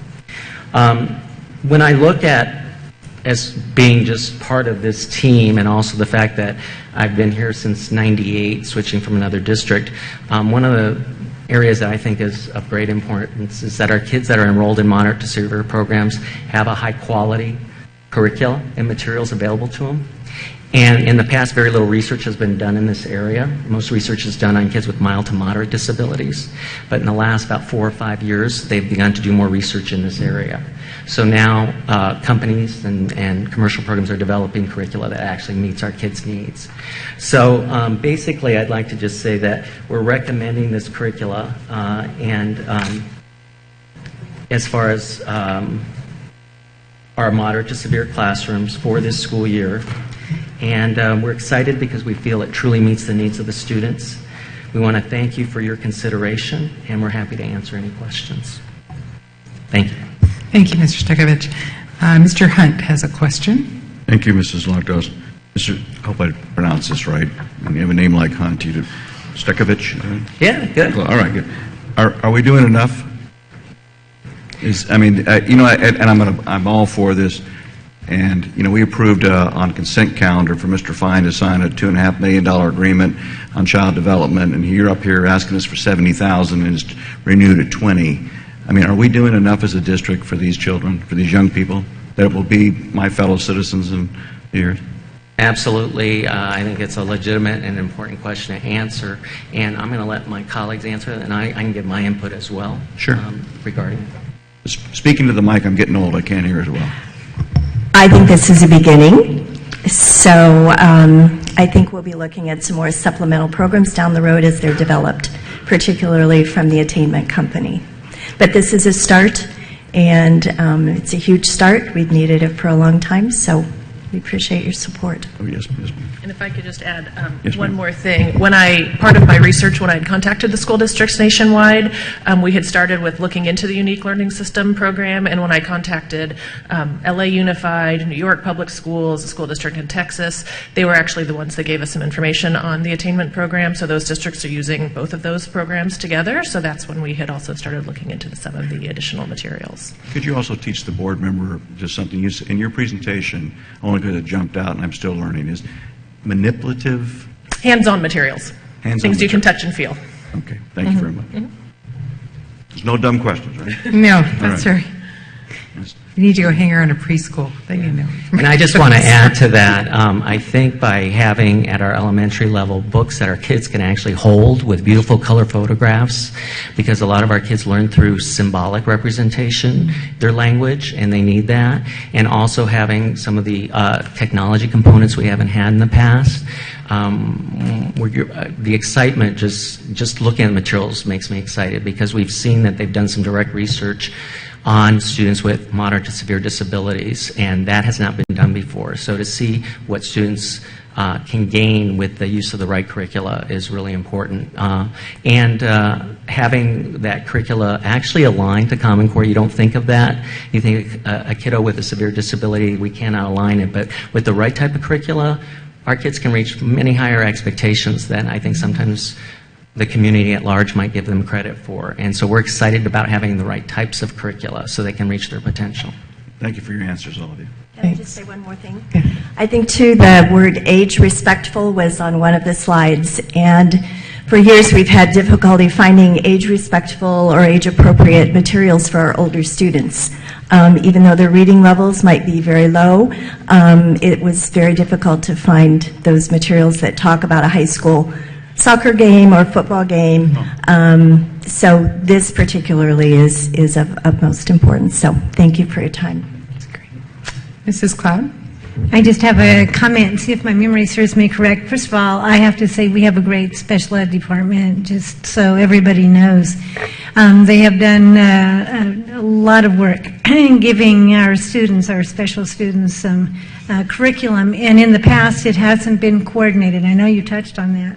But this program is one of the most complete programs there is, correct, for special ed students. And so with that said, and having been through the instructional subcommittee, I would move approval. Okay. All right, I have a motion by Mrs. Cloud and a second by Mr. Lee to approve. Please vote. Thank you. Okay, that item carries. You get your materials. Thank you very much. Thank you, sir. I have to tell you, I just, this is on a side note, but I was in San Francisco last week, and there was I visited a gallery of art by developmentally disabled adults. And so the adults do all the art there, and it was phenomenal. It's beautiful. I couldn't believe some of the art, and whatever art you buy, 50% of the proceeds go to the adult. But as you were saying, sometimes folks don't think that there's capability or ability there, and I myself walked out of there with 4 pieces of art, which I now have. But it's amazing with the right materials and the right instruction what folks can do. So anyway, I'd encourage anybody to get it and see that gallery if they can. It's beautiful. Thank you very much. Appreciate all your work you do all the time. All right, next up on the agenda is secondary mathematics options for students with IEPs. Who's going to do? Miss Carmen, come on down again. Get to see a So lot of you grateful to tonight. be here. Good evening for the last time. Board President Mark Dawson, I consider us Dr. so Hanson, lucky and his to team, get board you. members. Yes. We have a special presentation from Teresa Butler this evening. She's one of our math instructional specialists, and she's going to be presenting on the idea of taking, for our special education students, Math 1 over 4 semesters. So that means they would be taking 1 semester of content in a full year. It's grade level content, and it would be supplemented or scaffolded based on the needs of the students. So by the end of the presentation, we're suggesting credits, approval of the credits for high school special education math classes. Thank you. Ms. Butler, hello. Good evening. All right, good evening. Thank you for having me. So before we started speaking about the high school math options for our special ed students, I want to just remind us about our general ed options for our general ed students, our secondary mathematics pathway. Because this is still new to us, I'm going to keep reminding us just so until we get comfortable with it. So I put 2 rows. Those are just 2 examples of some of our pathways we can offer for our students. The top row is our grade level students, or a 6th grader will take 6th grade Envision in elementary, and then we'll take 7th grade math, 8th grade math, and then once they get to high school, that's where the integrated courses start with Math 1, Math 2, Math 3, and then they could take a 4th year, such as pre-calculus, or if they have some other options. That second row is our accelerated pathway, and when we adopted these courses, or when you guys adopted these courses, we adopted the compression. So we're compacting courses. So when in 7th and 8th grade, where it says accelerated 7th grade math and accelerated 8th grade math 1, that's actually the 3 years of math content taught over 2 years. And that same thing happens in 9th grade. When they get to 9th and 10th grade, so yeah, it says accelerated math 2 and accelerated math 3. That's still 3 years of content over 2 years. So it's Math 2, Math 3, and pre-calculus over 2 years. And then at their junior level, they'd be ready to take any higher level mathematics depending on their interests and abilities. They could go to stats and probability, they could go to AP calculus, they can go straight to BC, wherever their interests are. And they have 2 years of higher level math with that most accelerated pathway. So that's for our general ed students. And so like Ms. Carmody said, our proposal tonight for our students with special ed mathematics is based on their IEP team placement. Students can take Math 1 for 4 semesters over 2 years and eligible to earn 10 credits each year for a total of 20 credits of math, high school math credit.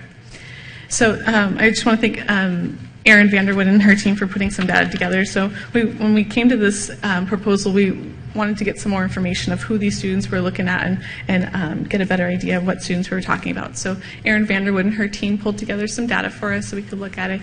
And so out of our 20,000 students in secondary, we're talking about 2,000 students who are students with disabilities. So out of that 2,000 students, this is a breakdown of their placement. So not all special ed students are in special ed math classes. And so we're looking specifically at that 34% that are enrolled in a special day math class. And so that 34% equates to about 680 students across our district that we're talking about for these math classes.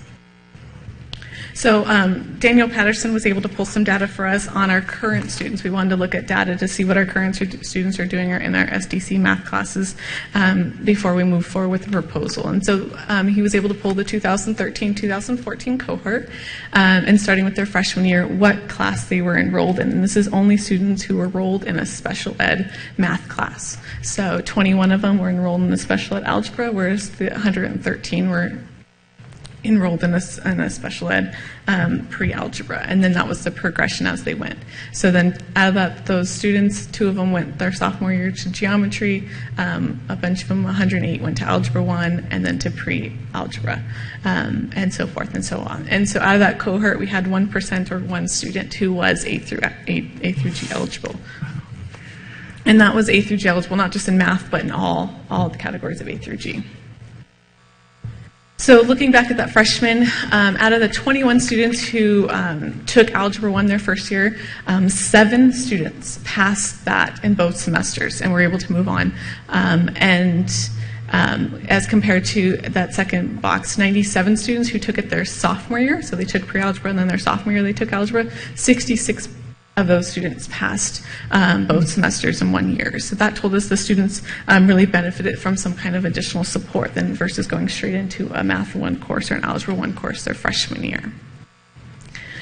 Daniel Patterson was also able to pull some data just to see how these students succeeded. And the first column with all those percents, those are just our general ed math students, their freshman year, and then the SDC, or the special day students, and comparison. In the first 3 lines are equivalent to a diploma. So our general ed students, we had 89% get a diploma, and our SDC, or special ed students, 75% of them got a diploma. So these are diploma track students, and a lot of them are being successful with that.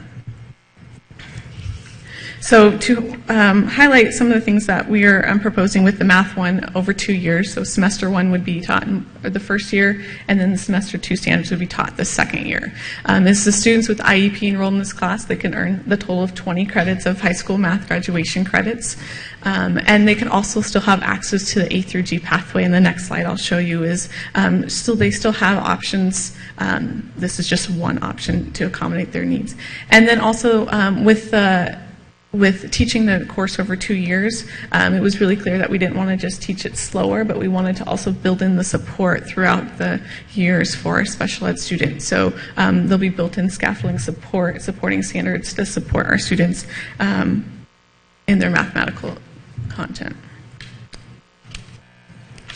So this is our proposed pathway, and so all of it's hard to kind of see, but the tannish colors, those would be just the general ed classroom, and then the lavender color would be our special ed classroom. So we're looking just at our SDC, our special day classes students. 7th grade, they're in special day math.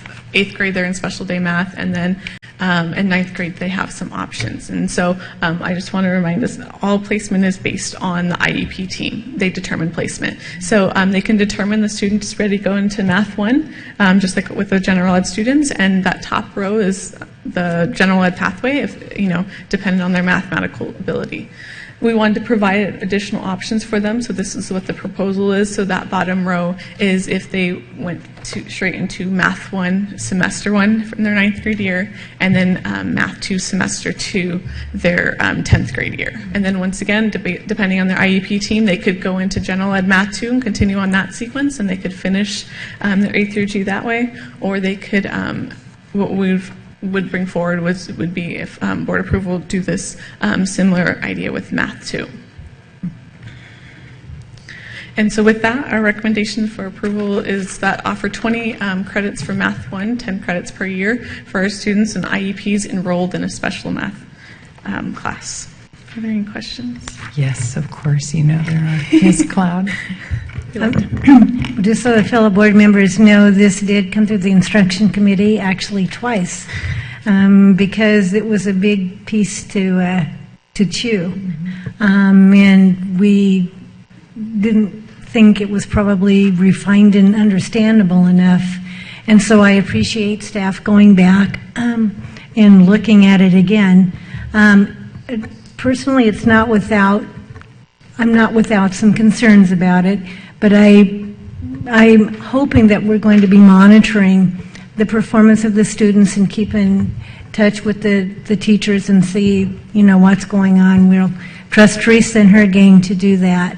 But it has been through us twice, and I appreciate your hard work in looking at what other districts have done, and what we've done is pretty much lining up with what other districts have done. Remember, this is a new, this is kind of a new step into space, because we've not exactly done it like this before, and so we're stepping out there. And if I sounded a little hesitant, it's because I am. But with that said, I will move approval. Okay, there's a motion. And motion by Mrs. Cloud, seconded by Mr. Lee. Please vote when you get a flashing light. There you go. Very nice job. Thank you very much.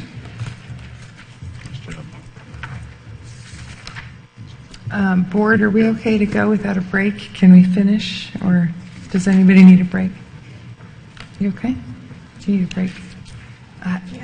Wait, you do? Yeah, I'm good. You're good to wait? Yeah. Okay, so we're going to wait a little bit. All right. Ms. Mills. I have a resolution here for the Board of Education approving the layoff of classified personnel. And the California Ed Code requires that the school district notifies the employees of the possibility that their services are no longer will be needed in the following school year. I want you to know that we have been working with the classified employees and with CSEA.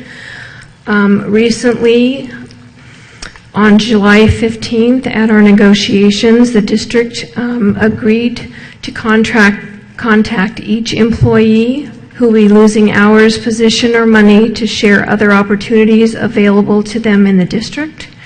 And we agreed to waive recruitment timelines and are allowing these employees impacted an opportunity to apply for positions that have already been closed but have not completed the testing and interview process. That's great. Thank you. So I need approval on that. Mr. Hunt has a question. Would you explain, Mrs. Mills, and thank you for that last part, I appreciate that for our employees, why these positions would be eliminated as things are getting better in K-12? So the different positions, some of them were eliminated due to, a couple of them are one-on-one IEP aides. So in the IEPs, they are no longer needed. But we always have positions open for special ed aid 1s and special ed aid 2.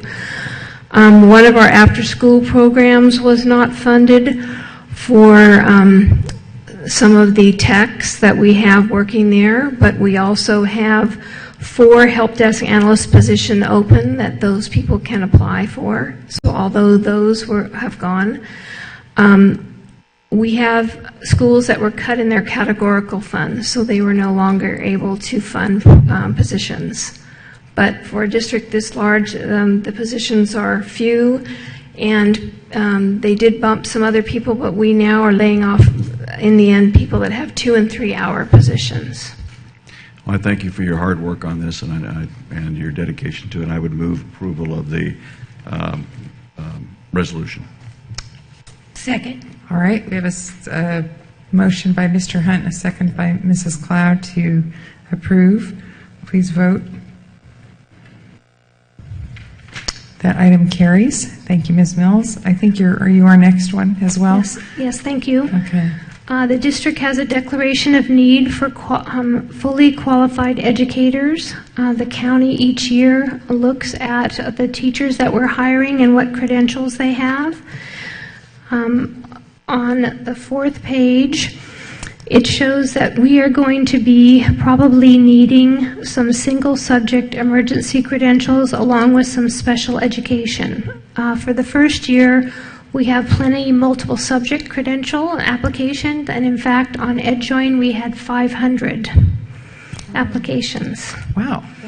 That's the good and bad news. So we have plenty.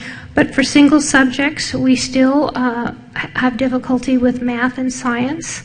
And if we're not able to get those candidates, we may need some limited assignment permits, and we are still struggling at getting enough special education teachers. So we will have some interns, and we intern with UCR, National University Chapman, University of Laverne, University of Redlands, CSUF for Fullerton, Cal Baptist, Loma Linda, and Lamar University. So this is just approval that this is with the county, that you know that this is where we're going forward and where our need is in the district. Thank you. It's always sobering to look at. Special ed is always a. That's why we appreciate the folks that love it so much. Mr. Hunt has a question. Question, Mrs. Mills. Why don't we have an internship program with Cal State San Bernardino? I mean, it just seems to me it makes sense. I don't know. Oh, okay. That's an honest answer. And we have one with Lamar, which I think is in Texas, isn't it? Well, it's an online program, but what happens is we have to have obviously a contract with the intern, and not every. Okay, he said it expired at the end of June with San Bernardino. Thank you.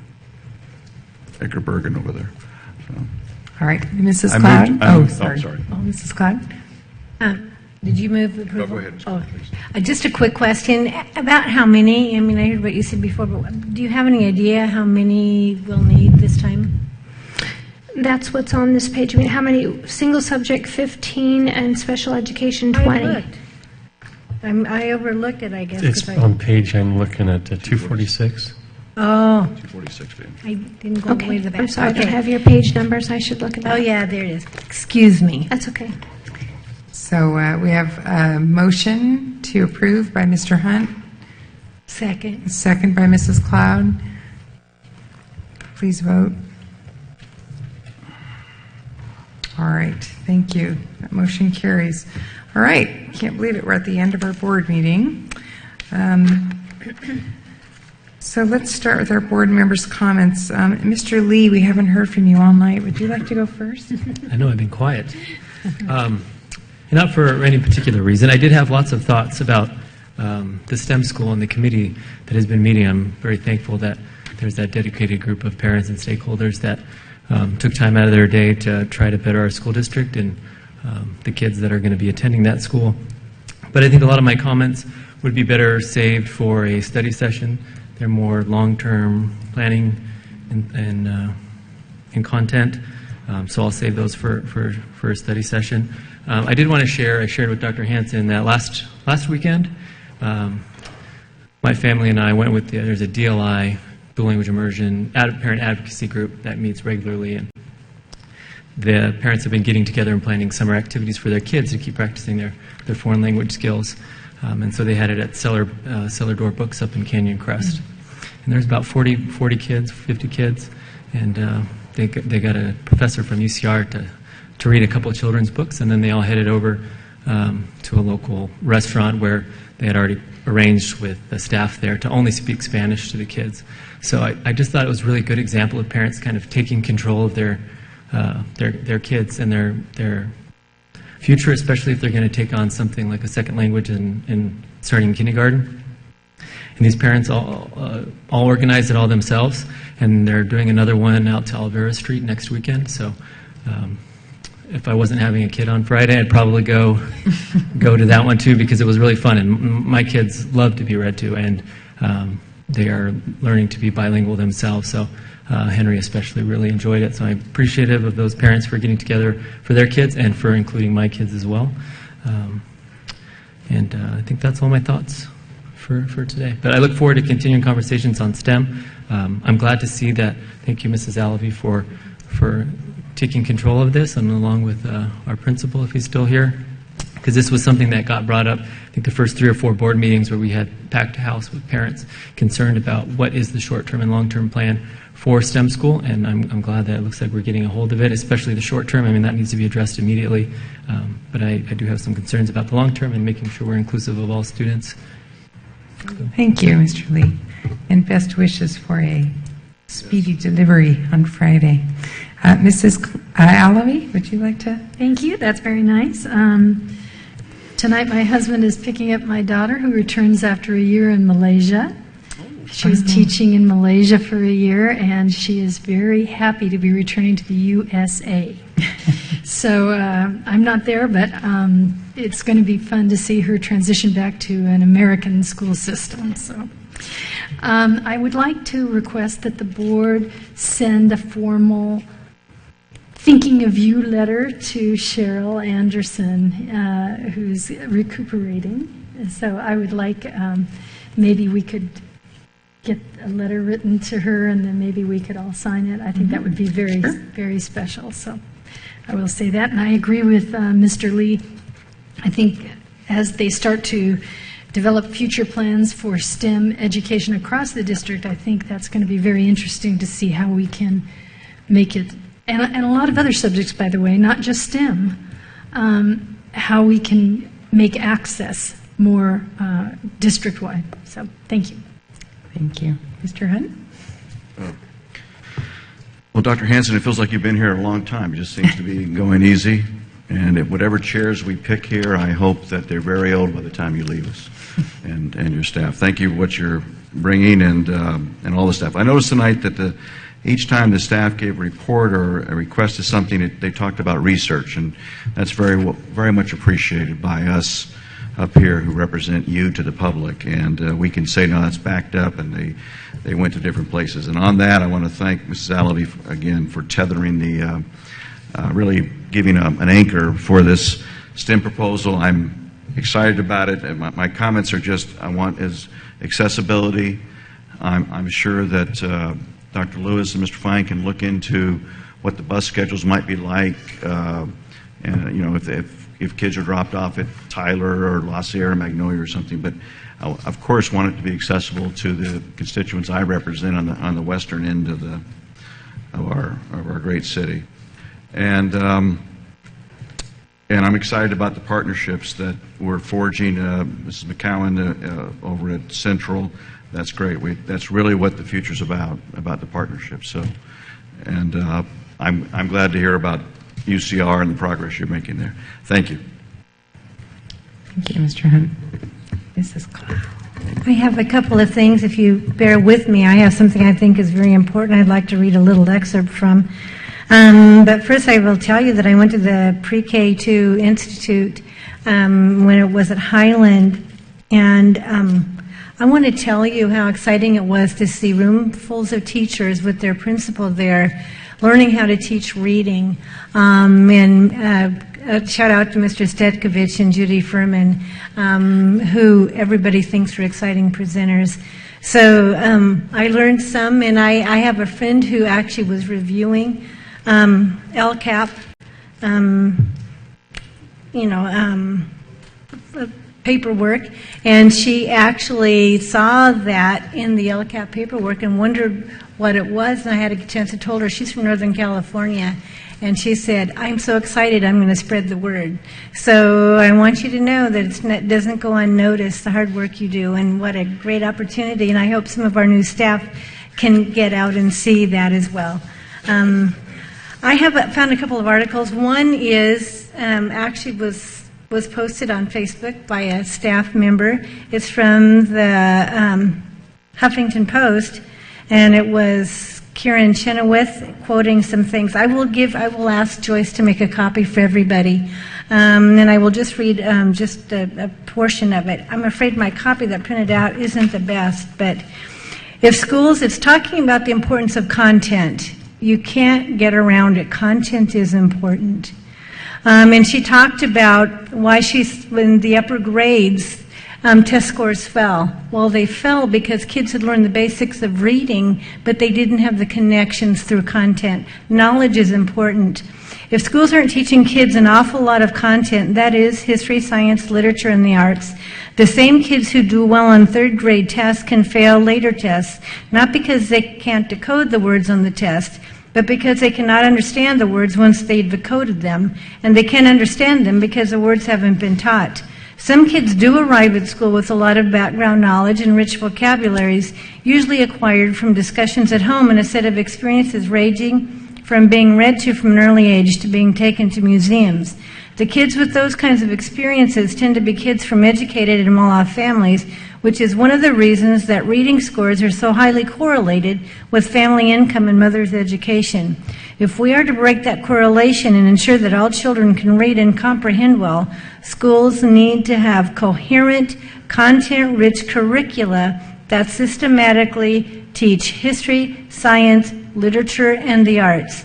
This isn't so that children will do well on fifth grade reading tests, by the way. It's so that they can understand the world around them. Fifth grade reading tests are just proxies for what comes next. It's from a book, How People Learn, I think. Oh, no. It's 7 Myths of Education by Daisy Christodoulou. And I hope that several in the district read that book. That would be a book I think would be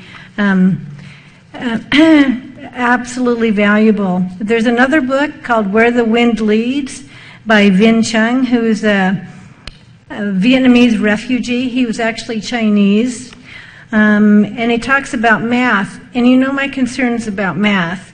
So he's talking about, it's a well-known stereotype that Asians excel in math. It isn't true. Some Asians excel, some don't. Let me skip some of it. There is something in the refugee experience that draws us to math, our frustration with the English language. He goes on, he spoke Vietnamese. It requires, coming here, made him acquire a new set of understanding in language. But then this is the important part. Mathematics is a language of its own. A number is a noun, and an equal sign is a verb. And if you know what those terms mean, you speak the language. The language of mathematics is a foreign language to everyone at first, so someone who speaks English has no advantage over someone who speaks Vietnamese. Even more important, it's a language everyone begins to learn at the same time. When I started first grade, everyone else in my class had 5 years more experience with the English language than I did, which put them years ahead of me in every subject that required a knowledge of English. But the day we started to learn arithmetic, we were all beginners, and that meant there was finally a subject I could compete in.